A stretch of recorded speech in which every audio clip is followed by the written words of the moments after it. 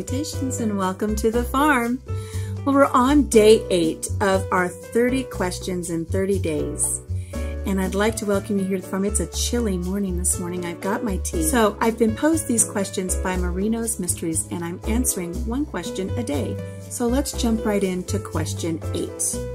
And the question is, what is the greatest achievement that you would have left behind if you were to die today? Ooh, another deep question.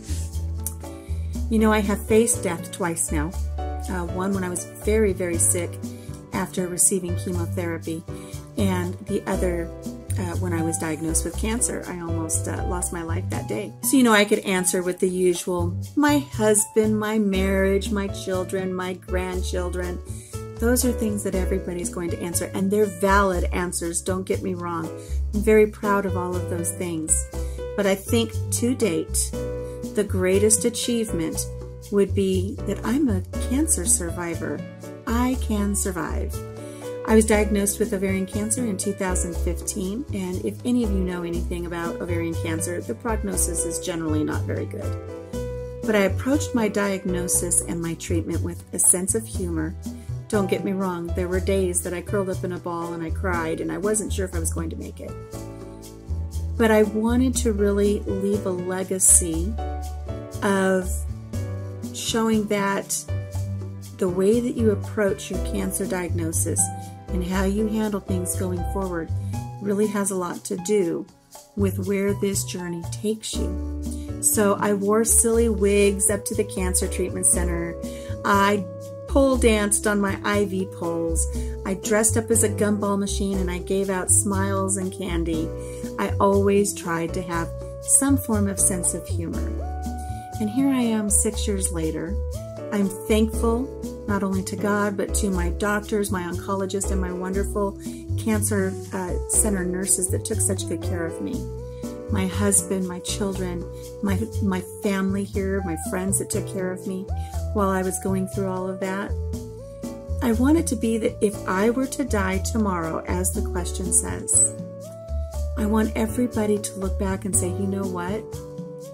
Not only was she a fighter, but she was a warrior. She survived that bout with cancer with grace and humility and gratitude, and she overcame it, and she always had a smile on her face.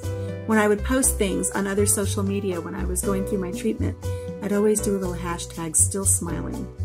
And that's what I want people to remember, that during that stage when I was going through everything with cancer, I was still smiling. And I want them to remember that I never gave up and I kept smiling.